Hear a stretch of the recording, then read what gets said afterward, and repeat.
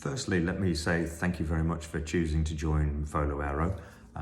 It's great to have you on board as part of the team here. Just wanted to give you a brief little introduction to who we are and why we do what we do. It'll help you join the organisation and understand what makes us think, hopefully. So a little bit of history on Volo Aero MRO. The company started out in actually the 1960s as a company called Flag Precision Corp, which was a machine shop.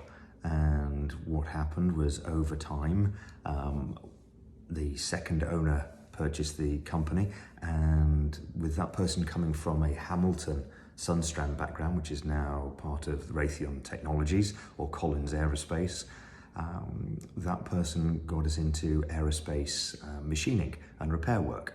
And that's where the company first got its FAA certification, which is the Federal Aviation Authority's approval back in 1986, which meant that they could work on aerospace flight parts.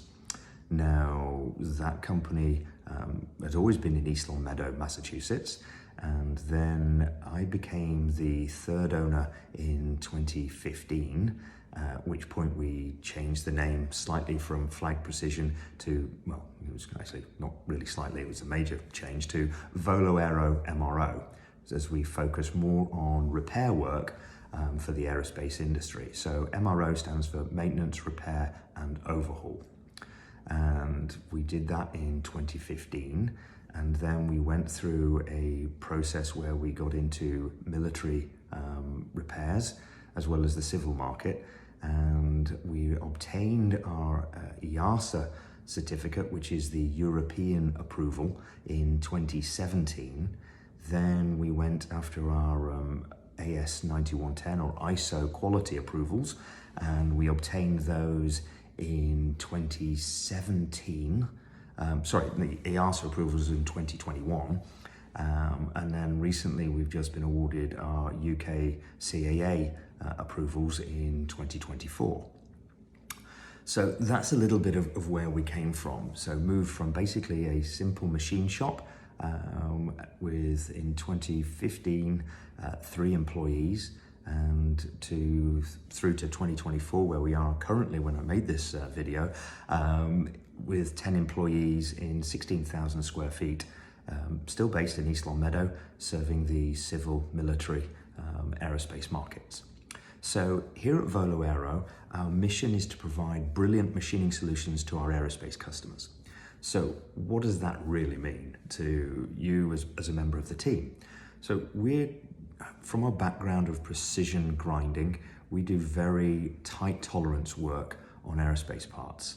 Now, whether that's machining operations with grinding, milling, or turning, or blending and polishing or coating type of applications, it's all about tight tolerance, meeting the manufacturer's specifications and delivering to our customers a good experience and providing them with value. Okay, and value is not just price.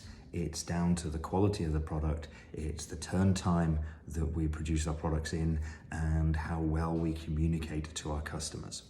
Okay, so when we look at, that's basically the mission statement of the organization, and that's backed up with the values of our core kind of culture, and how we bring people into our team and how we operate. Okay, now those values are accountability, and what we mean by that is people taking ownership, being given tasks or facing challenges, having the skills and the equipment to be able to do the job properly, but doing the job, not looking to hand off the decision making and use excuses. It's, if you're given a task and you accept it, we count on you and expect it to get done. If you have a problem with that, then you need to ask, and we will support you. But when we get somebody that turns around and says, have you got this? Yes, then we'll leave you to it and expect it to get completed. Now, the second value that we have as an organization is grit. And that's a bit of a play on words, but it really means determination. Grit we get from the grinding side of the operation. So when we do grind, the byproduct of that is basically a very fine dust or grit. It gets everywhere. But basically for us, it's a determination to make things happen, get parts out the door correctly, with quality, and right first time. We make no money whatsoever if a part comes back for rework. In fact, rework is very costly. So as an organization, we take great pride in getting parts right first time out the door. In fact, I will take, and as an organization, we will take a delay on a part to make sure it's right. We will not ship parts that are not conforming just to hit a sales number or to hit a turn time, because that's a false economy and that comes back and will hurt us. So that leads us really onto the third value as an organization, which is integrity. It's not just doing the right thing when everybody's watching, but it's doing the right thing when nobody's watching, which is actually more important. It's the personal integrity to do the right thing, to own up when we make mistakes, because quite simply, everybody in this organization makes mistakes, and I will be the first to admit it, including me. But what we have to do with mistakes is we need to learn from them. And that's the culture we're looking for. So if we make mistakes, hold your hands up. It's, hey, I made a mistake. That's okay, so long as it's not the fifth or the sixth time you've made the same mistake. We use mistakes to learn from and to get better as an organization. It's an important part of what we do, is learning from our mistakes. And those are valuable lessons that we take great opportunity in saying, hey, we made a mistake here.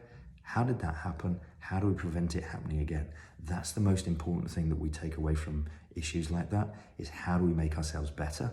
And that's really where it comes down to the next part of our values, which is a willingness to change. Since we started this organization in 2015, the amount of things that we did then that we do now, for example, on product, is probably about 3 parts. That's it. It's a constant change and evolution depending on what our customers require, what's happening in the market. We have to be able to change and move quickly to respond to our customers' needs, because quite simply, we're providing brilliant solutions to our customers, and those challenges change, and we have to change with them. So we don't have a large organization feeding us work like an OEM. So we have to provide value to our customer base that larger organizations can't do. So we have to be flexible, and we have to change with the markets so that we can meet our customers' expectations and needs. Unfortunately, we have to be better than our larger competition because we don't have that captured market. And the final value that we have as an organization is thriving together, smiling together. We spend a lot of time in each other's company. It's a very specific, serious job that we do, but we don't have to have a miserable time doing it. It is okay to have an enjoyable time. We can laugh, we can have a giggle, we can enjoy, relatively speaking, each other's company, but we try and get a character and a team together that enjoys working together. And I know that's relative. We are not a family. This is work, but we can enjoy ourselves while we do that. And we will celebrate success, and we will grow together as a team. So that gives you a kind of understanding of the values and the mission of the organization. So looking briefly at the markets that we serve. So we serve the repair market, which is about half the business, and spares replacement, or USM, which is unserviceable or used serviceable material. So we do some trading in the aerospace industry where we buy and sell parts, and then the perfect world is we buy those parts, we repair them, and then we sell them. Okay, so we support both the airlines, the main maintenance repair facilities, and what we call OEMs, the original equipment manufacturers, such as Pratt & Whitney, GE, and Rolls-Royce, with their requirements for repairs.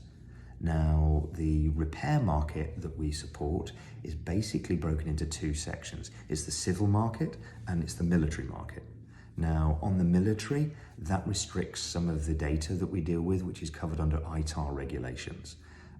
But if you think of major critical military programs such as the F-135 or the F-35 fighter, but we're also on the military on the T-56 with the Rolls-Royce approval. On the civil market, anything from basically, think of Southwest Airlines or Tiger Airlines, which flies the 737s and the A320s. We work on those up to the wide body aircraft such as A330s, 767s, the older 747s on the cargo market. Those engines that are on those aircraft, we see piece parts. So we don't see a full engine, we're not big enough to see a full engine, but we do individual parts on those platforms, okay? And the types of parts we see are things like brackets and shims and tubes and gears and supports. So those are the kind of parts you'll see in the shop as you move through the facility. One of the things I would like to just stress is something along the lines of the 5 whys of why our customers use us. Okay, so we have to have these things in the back of our mind, because if we don't excel at these items or these type of characteristics, then we will have a challenge in getting new work. But these are the kind of things that we focus on with our customers to make sure that we build business and grow. So currently we are growing at about 30% per annum, which is quite aggressive growth, but from a relatively low basis, it's very achievable. Okay, so why do customers use us? So customers use us basically because they get access to our experienced technicians.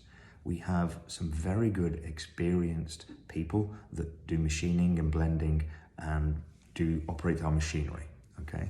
And customers come to us to get access to that extensive knowledge and experience on how to solve problems, how to fix parts, how to do it properly, and how to maintain tight tolerances so that the parts they get back fit, form and function, work, okay? Customers also come to us because we provide them with value, okay, in solving their challenges or problems. So normally they'll come to us with a question of, okay, I've got a part and I can't find somebody to repair it for us. Can you help? And that's where we go and see if the market makes sense to us and we solve those problems. But we're also looking at how we can turn parts efficiently. Can you turn this quicker than the competition? And some customers will pay a premium for that, okay? But also, are our repair yields higher than the competition? Is our pricing competitive?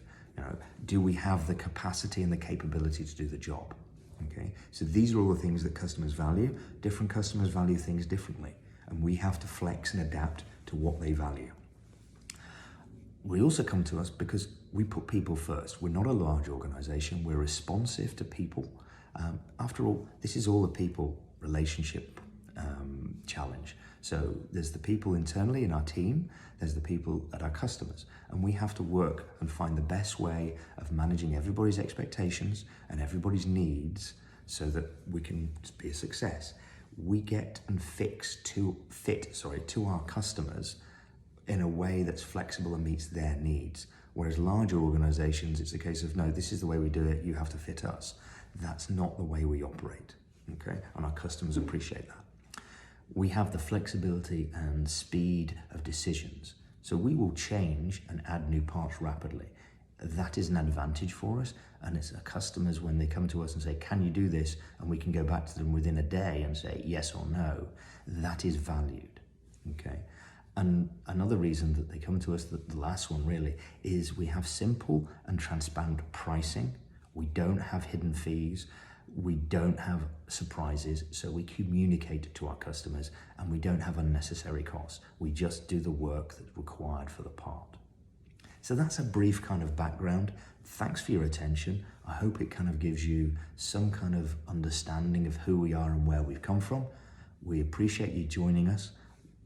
I know you've got a lot of training to go through at the beginning of this process. Bear with us. Once it's done, it's done. There is, of course, recurring training. Welcome to aerospace. But thank you very much for taking the opportunity, listening to what I had to say, and thanks for joining the team. Good luck.